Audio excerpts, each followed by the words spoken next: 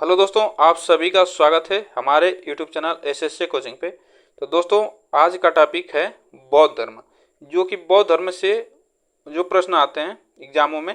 तो इसमें हम जो मोस्ट इम्पॉर्टेंट प्रश्न होंगे इसको हम लोग करेंगे, और यह बहुत अच्छे प्रश्न होंगे जो हम इसमें एमसीक्यू के रूप में करेंगे। तो चलिए स्टार्ट करते हैं। और इससे पहले जो लोग नए जुड़ रहे हैं प्लीज़ चैनल को सब्सक्राइब कर लीजिएगा और वीडियो को शेयर जरूर करिएगा।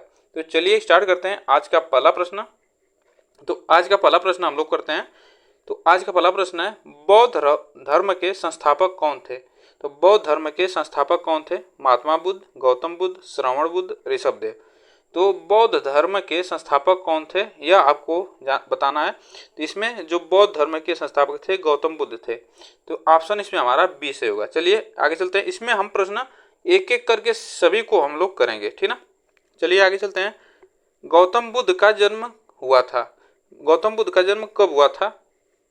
553 ईसा पूर्व, 556 ईसा पूर्व, 563 ईसा पूर्व, 566 ईसा पूर्व। तो गौतम बुद्ध का जो जन्म हुआ था यह 563 ईसा पूर्व में हुआ था। ऑप्शन इसमें हमारा जो सही होगा सी ऑप्शन से होगा। चलिए आगे चलते हैं। गौतम बुद्ध का जन्म कहाँ पर हुआ था? अब क्वेश्चन बना, गौतम बुद्ध का जन्म कहाँ पर हुआ था? कपिलवस्तु के लुम्बिनी में, कपिलवस्तु के पाटलिपुत्र में, वैशाली के कुंडग्राम में, राजगीर के पावापुरी में। तो गौतम बुद्ध का जो जन्म हुआ था यह कपिलवस्तु के लुम्बिनी में हुआ था। लुम्बिनी जो जंगल था वहाँ पे हुआ था। और यह कहाँ पे है? तो नेपाल में है। नेपाल जो देश है वहाँ पे यह लुम्बिनी पड़ता है। चलिए आगे चलते हैं। क्वेश्चन नंबर 4, गौतम बुद्ध के पिता का क्या नाम था? तो गौतम बुद्ध के पिता का क्या नाम था? सिद्धार्थ था, ऋषभदेव था, शुद्धोधन था, वर्धमान था। तो गौतम बुद्ध के पिता का नाम था शुद्धोधन। क्या नाम था? शुद्धोधन था, ठीक ना। आगे चलते हैं। क्वेश्चन नंबर 5, गौतम बुद्ध की माता का क्या नाम था? गौतम बुद्ध की माता का क्या नाम था? त्रिशला, माया देवी, यशोधरा और अनुज्जा। तो गौतम बुद्ध की माता का क्या नाम था? तो यह इनकी माता का नाम था माया देवी। क्या नाम था? माया देवी। और इनकी सगी माता थी, और इनकी सौतेली जो माता बनी थी इनकी प्रजापति गौतमी इनकी सौतेली माता थी। तो इसमें ऑप्शन हमारा बी सही होगा। चलिए आगे चलते हैं। गौतम बुद्ध की सौतेली माँ का क्या नाम था? अभी बताएं। तो गौतम बुद्ध की सौतेली माता का क्या नाम था? त्रिशला, माया देवी, प्रजापति गौतमी, अनुज्जा। तो गौतम बुद्ध की जो सौतेली माँ थी वह प्रजापति गौतमी थी, ठीक। चलिए आगे चलते हैं। क्वेश्चन नंबर 7, गौतम बुद्ध के बचपन का क्या नाम था? गौतम बुद्ध के बचपन का क्या नाम था? सिद्धार्थ, राहुल, गौतम, महावीर। तो गौतम बुद्ध के जो बचपन का नाम था वह सिद्धार्थ था। क्या था? सिद्धार्थ नाम था। चलिए आगे चलते हैं। क्वेश्चन नंबर 8, गौतम बुद्ध की पत्नी कौन थी? तो गौतम बुद्ध की जो पत्नी थी वह कौन थी? इनकी शादी 16 वर्ष की आयु में हो गया था, ठीक ना। तो इनकी पत्नी का क्या नाम था? त्रिशला, माया देवी, यशोधरा, अनुज्जा। तो आपको बताना है। तो इसमें जो यशोधरा थी यह गौतम बुद्ध की पत्नी थी, ठीक। चलिए आगे चलते हैं। क्वेश्चन नंबर 9, गौतम बुद्ध के पुत्र का नाम क्या था? तो गौतम बुद्ध के पुत्र का नाम क्या था? सिद्धार्थ था, राहुल था, गौतम था, महावीर था। तो गौतम बुद्ध के पुत्र का क्या नाम था आपको यह बताना है। तो गौतम बुद्ध के पुत्र का नाम था राहुल। क्या नाम था? राहुल नाम था। चलिए आगे चलते हैं। क्वेश्चन नंबर 10, गौतम बुद्ध ने 29 वर्ष की उम्र में गृह त्याग दिया जिसे बौद्ध धर्म में कहा जाता है। तो आपसे पूछेगा कि गौतम बुद्ध ने कितने वर्ष में अपना गृह त्याग दिया था? तो 29 वर्ष की उम्र में अपना यह गृह त्याग दिए थे। और गृह त्यागने को ही बौद्ध धर्म में क्या कहा जाता है आपको बताना है। तो इसे कहा जाता है महाभिनिष्क्रमण, ठीक ना। महाभिनिष्क्रमण कहा जाता है गृह त्याग को, ठीक। चलिए आगे चलते हैं। क्वेश्चन नंबर 11, गौतम बुद्ध के प्रथम गुरु थे। तो गौतम बुद्ध के प्रथम गुरु थे यह आपको बताना है। तो गौतम बुद्ध ने जब घर छोड़ा था तो वह किस गुरु के पास सर्वप्रथम गए थे? तो यह किसके पास गए थे? तो यह अलार कलाम थे, इनके पास सबसे पहले गए थे। यह इनके गुरु बने थे। चलिए आगे चलते हैं। क्वेश्चन नंबर 12, गौतम बुद्ध को 6 वर्ष की कठिन तपस्या के पश्चात 35 की उम्र में किस नदी के किनारे ज्ञान की प्राप्ति हुई थी। तो यह किस नदी के किनारे ज्ञान की प्राप्ति हुई थी, यह आपको बताना है। इसमें से कौन सा ऑप्शन सही होगा। निरंजना नदी जो फल्गु नदी कहा जाती है, सरस्वती, गंगा, रिजु, पालिका। तो यह जो नदी थी निरंजना, इसे फल्गु नदी भी कहा जाता है। तो इस नदी के किनारे बोधि वृक्ष के नीचे, पीपल के वृक्ष के नीचे इनको ज्ञान की प्राप्ति हुई थी। चलिए आगे चलते हैं। क्वेश्चन नंबर 13, गौतम बुद्ध को किस वृक्ष के नीचे ज्ञान की प्राप्ति हुई थी। तो गौतम बुद्ध को किस वृक्ष के नीचे ज्ञान की प्राप्ति हुई थी। अमरूद के, बरगद के, पीपल के, साल वृक्ष के। तो गौतम बुद्ध को जो ज्ञान की प्राप्ति हुई थी यह पीपल वृक्ष के नीचे ज्ञान की प्राप्ति हुई थी। चलिए आगे चलते हैं। क्वेश्चन नंबर 14, गौतम बुद्ध को जिस स्थान पर शिक्षा प्राप्त हुई वह स्थान कहलाता है। तो इन्हें ज्ञान की जब प्राप्ति हुई थी जहाँ पे, जिस स्थान पे, उसे क्या कहा जाता है। तो बोध गया, बुद्ध स्थल, बोधालय, बोधवासा। तो इसे क्या कहा जाता है, यह क्या कहा जाता है, इसे आपको बताना है। यह कहा जाता है बोध गया, ठीक ना। बोध गया में यह इनको ज्ञान की प्राप्ति हुई थी। ऑप्शन इसमें हमारा ये सही होगा। चलिए आगे चलते हैं। क्वेश्चन नंबर 15, बुद्ध ने अपना प्रथम उपदेश कहाँ दिया था। तो बुद्ध ने अपना प्रथम उपदेश कहाँ दिया था, तो यह आपको बताना है। तो बुद्ध ने अपना जो प्रथम उपदेश दिया था तो यह सारनाथ में दिया था, ऋषिपतन में, ठीक ना, सारनाथ में है। यह आप लोग इसको याद रखिएगा, यह सारनाथ में यह अपना पहला उपदेश दिए थे। चलिए आगे चलते हैं। क्वेश्चन नंबर 16, बौद्ध धर्म ग्रहण करने वाली पहली महिला कौन थी। जब इन्हें ज्ञान की प्राप्ति हुई तो यह सबसे पहले अपनी सौतेली माता को, माँ प्रजापति गौतमी को पहले अपनी शिष्या बनाए थे। इन्हें पहले पहली महिला थी इन्हें शिक्षा देने की, थी ना। तो यह ऑप्शन हमारा ये सही होगा। तो प्रजापति गौतमी थी इनकी पहली महिला, जो जिसे यह क्या किए थे, ज्ञान दिए थे। तो ऑप्शन इसमें हमारा जो सही होगा ये ऑप्शन सही है। चलिए आगे चलते हैं। क्वेश्चन नंबर 17, बुद्ध ने अपने उपदेश किस भाषा में दिए। तो बुद्ध ने अपने उपदेश किस भाषा में दिए, संस्कृत में, ब्रज में, पाली में, हिंदी में। तो बुद्ध ने अपने उपदेश जो दिए थे यह पाली भाषा में दिए थे। किस में दिए थे, पाली भाषा में दिए थे। ऑप्शन ए हमारा सी सही होगा। चलिए आगे चलते हैं। क्वेश्चन नंबर 18, बुद्ध ने अपने सर्वाधिक उपदेश दिए। तो बुद्ध ने अपने सर्वाधिक उपदेश कहाँ दिए थे, पावागढ़ गुजरात में, श्रावस्ती में, सारनाथ में, इनमें से कोई नहीं। तो बुद्ध ने सबसे ज़्यादा उपदेश जो दिए हैं यह श्रावस्ती जो है, श्रावस्ती में उत्तर प्रदेश का एक जिला है, यहाँ पे सबसे ज़्यादा यह उपदेश दिए थे। चलिए आगे चलते हैं। क्वेश्चन नंबर 19, गौतम बुद्ध द्वारा अपने धर्म में दीक्षित किए जाने वाले अंतिम व्यक्ति निम्नलिखित में से कौन था। तो गौतम बुद्ध में जो थे यह अपने धर्म में जो लास्ट में जिस व्यक्ति को शिक्षा दिए थे वह व्यक्ति कौन था।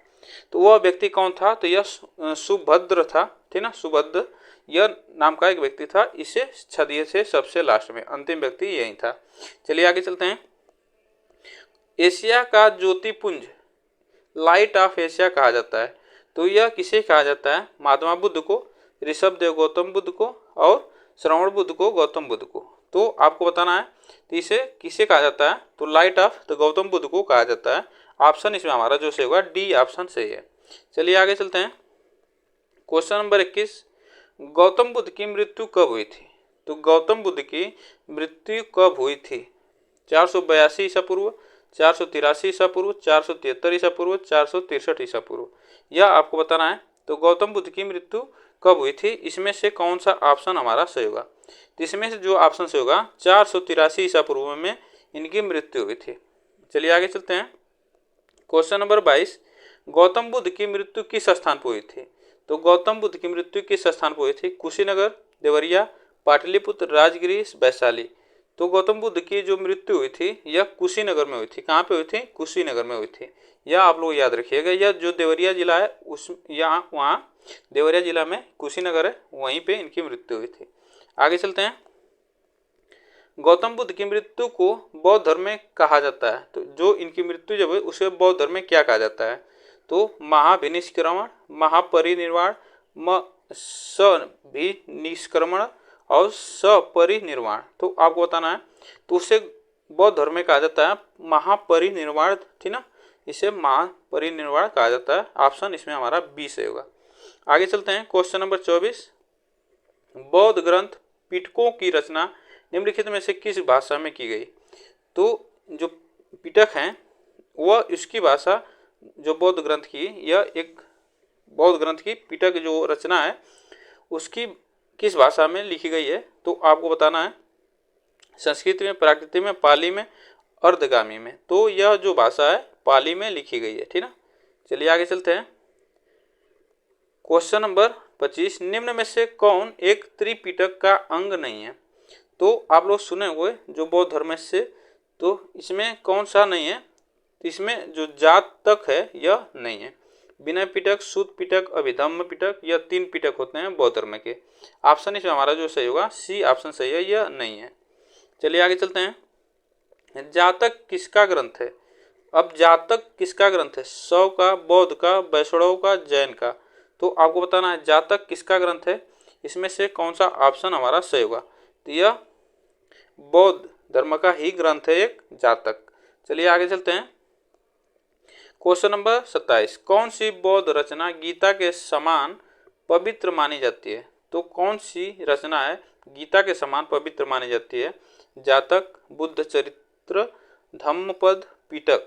तो कौन सी रचना है जो बौद्ध धर्म की, जो कि गीता के समान पवित्र मानी जाती है, तो वह है धम्मपद, ठीक ना।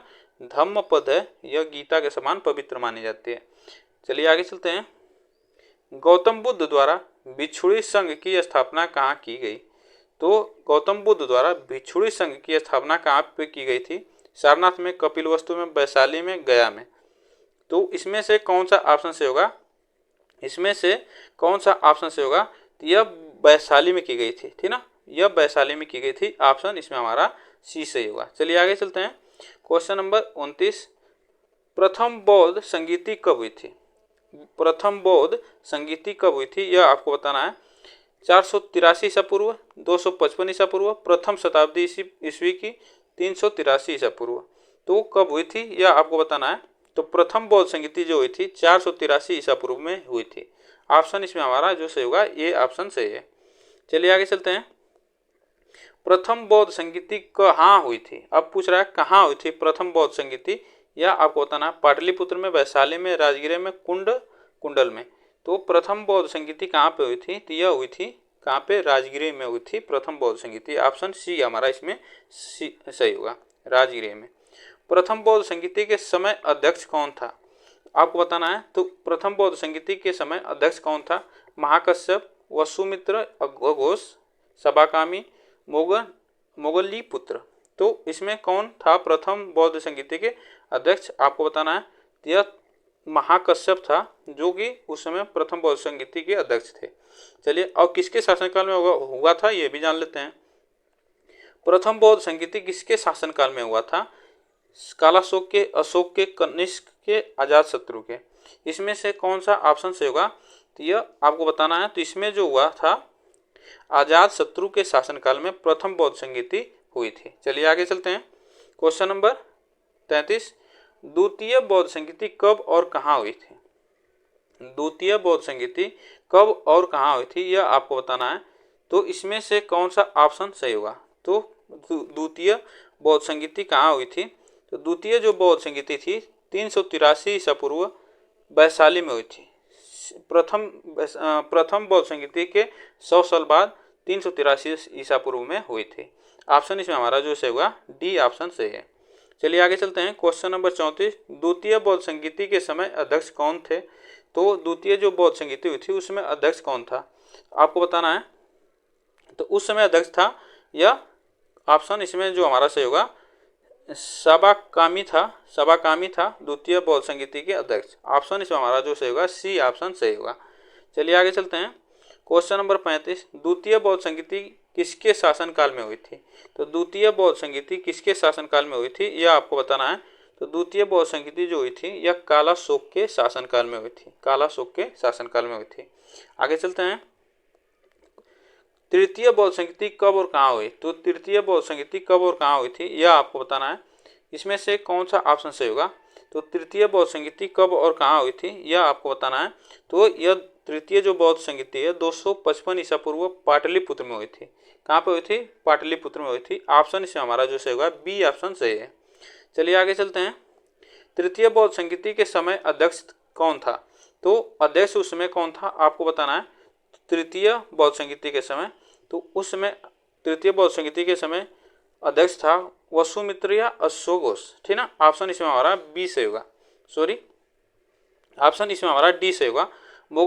मोगलीपुत्र तीर्थ यह उस समय तृतीय बौद्ध संगीति के अध्यक्ष थे। ऑप्शन इसमें हमारा डी से होगा, सॉरी गलती से लग गया, ऑप्शन डी हमारा सही होगा। चलिए आगे चलते हैं।